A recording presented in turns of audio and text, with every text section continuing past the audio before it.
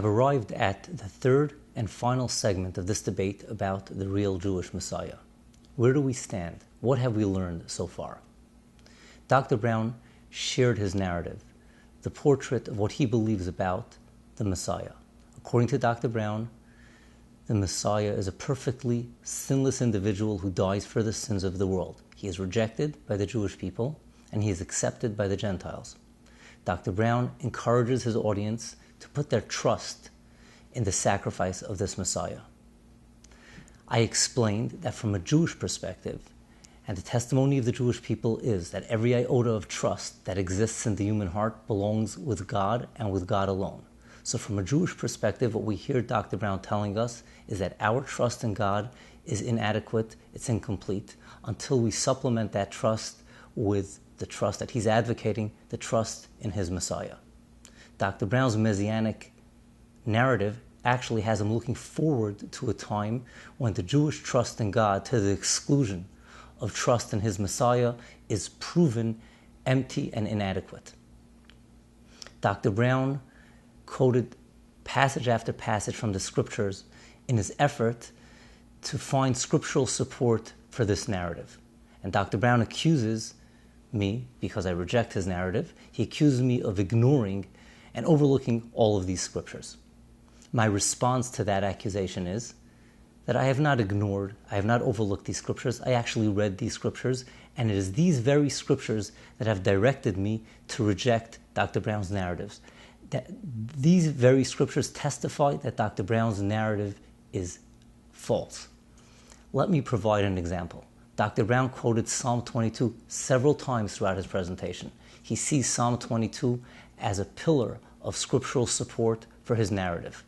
Now again, Dr. Brown's narrative has the Jewish trust in God inadequate because the Jewish trust in God does not include trust in his Messiah. What is Psalm 22 all about? What is the heart? What is the spirit?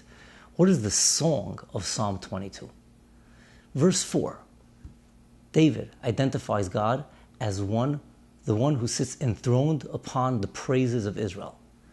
The praises of Israel. We know who Israel praises, and we know who Israel doesn't praise. So we know who David sees as God. And he turns to God, and he tells him, it is in you, God, that our fathers have trusted. And he describes how this trust brought salvation. We were not shamed. So again, David is looking at the trust of his ancestors as an ideal, as a goal, as something beautiful that he himself aspires to. And he goes on describing his own suffering. And towards the end of the psalm, David speaks of his salvation, and he describes it as God having answered the prayer of the poor. The poor is the one who has nothing, and just his trust in God, and that trust is vindicated. This psalm is a psalm which exalts, which elevates, which shows the beauty and the completeness and the sufficiency of the trust that Israel, David's ancestors, had in God and in God alone. And Dr. Brown wants to turn this psalm into a song about the inadequacy of Israel's trust in God because it's not supplemented with trust in his Messiah. This is like taking the Declaration of Independence and turning it into the Communist Manifesto. It's like taking a song about love and loyalty and turning it into a song of hate and treachery. Dr. Brown's narrative violates the very heart of our scripture. In my narrative, I shared the Jewish perspective. The Jewish people see the Messiah as a king of the Jewish people. As such, he is to lead the Jewish people to their destiny, to be a blessing to all the nations. The Messiah is supposed to validate the message of the Jewish people. The Messiah sits on the throne of David, and as such, he is supposed to continue and uphold the legacy of David.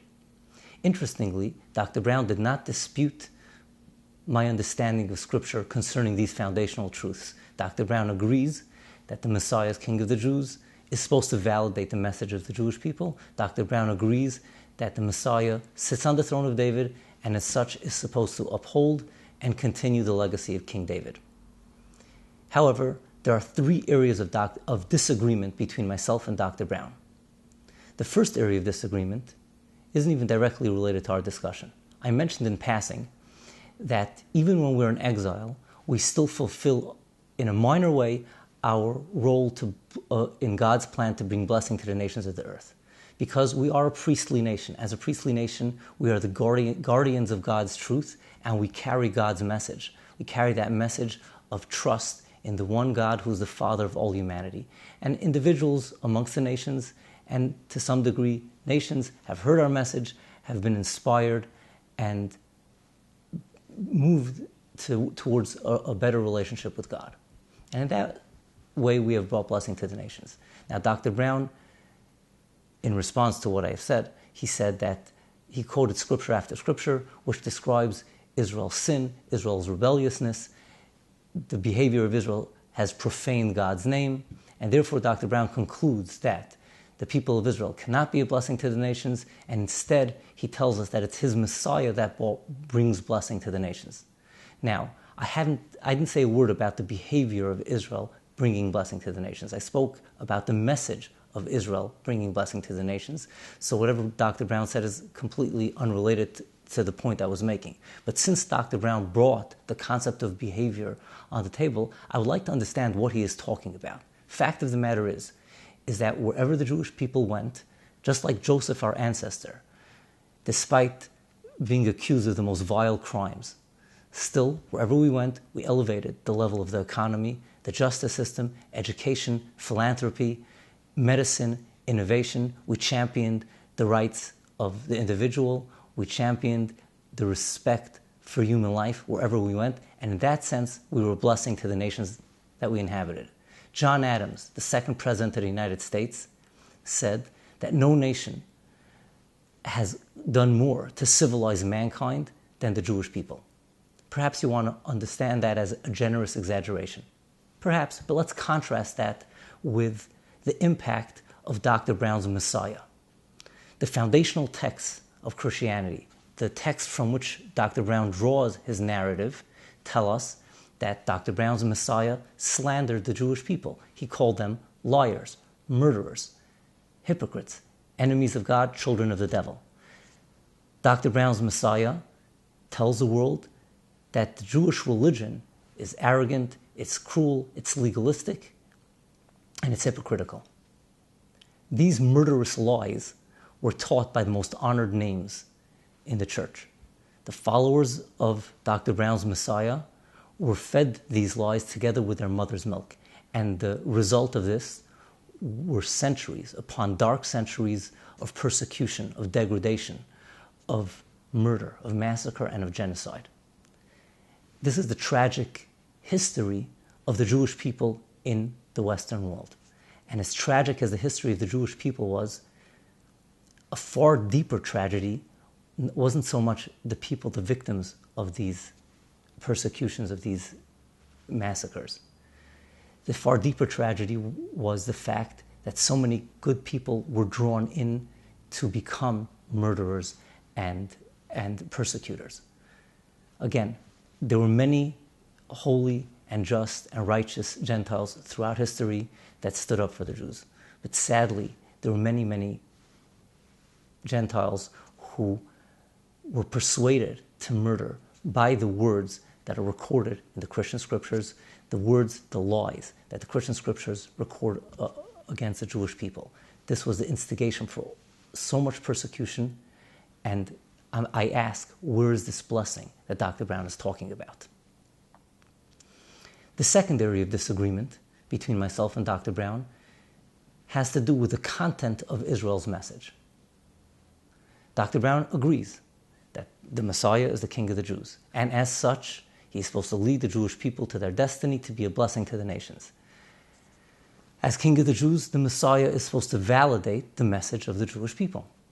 But Dr. Brown makes the outrageous claim that the Christian Messiah validates the message of the Jewish people. For 2,000 years, the Jewish people have been forcefully declaring that the message of the church is not our message. With their very lifeblood, our ancestors testified that the worship that the church is demanding is idolatry, the deepest violation of the covenant that we share with God. And here we have Dr. Brown nonchalantly telling his audience that the message of the Christian Messiah is the message of the Jewish people. In essence, Dr. Brown is telling us ignore what the Jewish people say, don't listen to the Jewish people. He, the Christian missionary, will tell us what the Jewish people ought to be saying. This behavior is not new. The Christian scriptures, the foundational texts of the church, speak not only on behalf of the church to tell the world about the beliefs of the church, but they speak on behalf of the Jew. They tell the world why it is that the Jew rejects the Christian Messiah. They tell the world the Jew rejects the Christian Messiah, not because he loves God, not because he believes that every iota of worship, devotion, and trust belong with God and with God alone, but because he's a child of darkness, because he loves lies. But despite all of the efforts of the church to silence the Jewish people and to try to make sure that the voice is not heard, God preserved us, and we are here, and we are alive and well. And if you believe what God says in Psalm 78, that he established testimony in Jacob, you go to Jacob to hear that testimony, not to the opponents of Jacob. If you believe what Isaiah wrote in chapter 43, that the Jewish people are God's witnesses, then if you want to hear God's message, you go to the Jewish people, not to the people who would rather have the Jewish people silenced. So that was the second area of disagreement between my narrative and Dr. Brown. The third area of disagreement has to do with the legacy of King David. Again, Dr. Brown agrees that the Messiah sits on the throne of David, as such is supposed to uphold and continue the legacy of David. Furthermore, Dr. Brown agrees with me that if we want to understand what King David stands for, we should read the book of Psalms. But Dr. Brown tells us that the book of Psalms point to his narrative to the Christian Messiah. Now, the book of Psalms is the book that guided the Jewish people through the dark years of the Jewish people living under the shadow of the church. The book of Psalms is what gave the Jewish people the strength and the fortitude to withstand all of those persecutions. And it's this book that Dr. Brown is pointing to and telling us that it supports his narrative. Well, Dr. Brown says that we have forgotten to look at Psalm 110 and Psalm 22. Okay, we forgot to look at Psalm 110. Which verse in Psalm 110 did we forget to look at? Was it perhaps verse 3, which describes how the Jewish people gladly follow their king? Oh no. According to the Christian narrative, the Jewish people are supposed to reject their king. So it's not verse 3 of Psalm 110 that we have forgotten. Perhaps it's verse 5 and 6, which describe how the enemies of Israel are destroyed.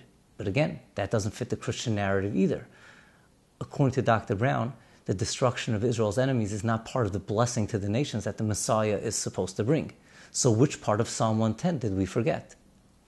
Dr. Brown is talking about one word in Psalm 110. It's the word priest, which he invests with an entire Christological construct. Vicarious atonement. The scriptures clearly tell us that the priest's role is to be a guardian of God's truth. The scriptures clearly indicate that David, the Messiah, the Davidic dynasty are guardians of God's truth. The nation of Israel is called a priestly nation because they are guardians of God's truth. So we have a clear understanding, a scriptural understanding of that word priest. It is Dr. Brown who has forgotten what the psalmist took the pains to articulate clearly and explicitly. We did not forget Psalm 110. Dr. Brown points to Psalm 22 to support the Christian narrative. Okay, let's take a look at Psalm 22. And again, according to the Christian narrative, it's the salvation of the Messiah, the Gentiles, and then the Jews. And Psalm 110 opens up with the suffering individual, the salvation of the suffering individual, and it ends with the Gentiles. So Dr. Brown says, here we have it. We have the Christian narrative. But did Dr. Brown really read Psalm 22? Psalm 22 opens with the suffering of an individual. The individual is saved. But Israel is not cut out of the messianic role, as Dr. Brown would have us believe. In fact, Psalm 22 gives us 4 verses from 23, 24, 25, 26, and 27, 5 verses that speak about Israel coming to serve God. And only after that do we move in verse 28 and 29 to the Gentiles joining Israel in serving God. Psalm 22 supports the Jewish narrative, which has it David, the individual of Psalm 22, the suffering individual of Psalm 22, his salvation, that message absorbed by the Jewish people, and only then coming to the Gentiles. Psalm 22 is supplemented by Psalm 69. Both of them speak about a suffering individual. And Psalm 69, like Psalm 22, affirms this sequence. It's the suffering individual, and Psalm 69 tells us that the nations come to know God because Zion, Israel, is saved. Furthermore, verse 6 in Psalm 69 tells us that this suffering individual is not sinless. He admits his sins before God. So there goes the Christian narrative. The Christian narrative has the suffering servant as a perfectly sinless individual. Psalm 69 and Psalm 22 are not talking about the sinless individual. They're talking about the human king of Israel, David, who inspires Israel with his own experience. Israel absorbs the lesson of David to put their trust in God and in God alone. And that ultimately brings about the salvation of all mankind. That was the third area of disagreement between myself and Dr. Brown. This was a debate about the real Jewish Messiah. The purpose of this debate was to bring the biblical truths about the Messiah to light. What does the Bible teach us about the personality of the Messiah? The most important word that the Bible tells us about the Messiah is the word David. The scriptures call the Messiah by the name David 6 times. In the book of Hosea, chapter 3, verse 5, when the prophet speaks about yearning for the Messiah, he describes Israel as yearning for their king David. And everyone agrees that if you want to understand the Messiah, we're supposed to read the Psalms, because David is the most open heart in all of scriptures. His heart is right there for all of us to read in the 150 Psalms of his beautiful book. And if we read the book of Psalms, we see the personality of the Messiah, because the Messiah is just a greater David. David's target audience was primarily the Jewish people. The Messiah will take that same song and make it international. He will take that same song of David, he will amplify it, he will make it resonate in the hearts of all of humanity, of every human being that walks the face of this planet. So let's look into the Psalms. But we're not going to be reading the Psalms as a Christian, as the church would have us read the Psalms, looking for a word here, for a verse there, for a gap there, to fill in with a Christian theology. Rather, we will read the book of Psalms the way the book of Psalms is supposed to be read, with our hearts open to David's heart, with our hearts open to the song that emanates from the book of Psalms. And if we read the book of Psalms, we see a king that leads by setting an example of setting an example of his humility before God, emphasizing his helplessness, his complete helplessness before God, his total dependence on God, not his alleged superiority over other people. When we read the book of Psalms, we see a leader who recognizes that every breath of air that God grants him is an expression of God's love for him. And he encourages his readers to see our existence, every breath of air, every facet of our existence as an expression of God's love. The writer of the book of Psalms, King David, brings every fear, every worry, every problem, and every sin directly to God. And he encourages his readers to do the very same. Bring everything to God. Every bit of worship, every bit of devotion of your heart belongs to the God who created your heart and to no one else. That is the underlying message of all of the Psalms. The writer of the book of Psalms, King David, directs all of his audience's attention to God. He doesn't divert an iota of the devotion, of the worship that's coming to God towards himself. And finally, the author of the book of Psalms doesn't stand in front of humanity emphasizing the differences between him and other human beings. Rather, the author of the book of Psalms sings the praises of God, and he calls all of humanity to join him in singing those praises. Just read Psalm 148. Psalm 148 is already a little bit of a hint of the Messianic age. It's where David is singing and encouraging all of creation to join him in singing the praises of God. All the nations of the world are encouraged to join him. The Messiah is not someone who will stand in front of humanity, diverting attention to himself and away from God. Rather, the Messiah is a king who will lead by standing shoulder to shoulder with humanity, singing to God, making that song resonate in the heart of every human being, and He'll call on every human being, and He'll call on all of creation to join Him in singing the praises of God.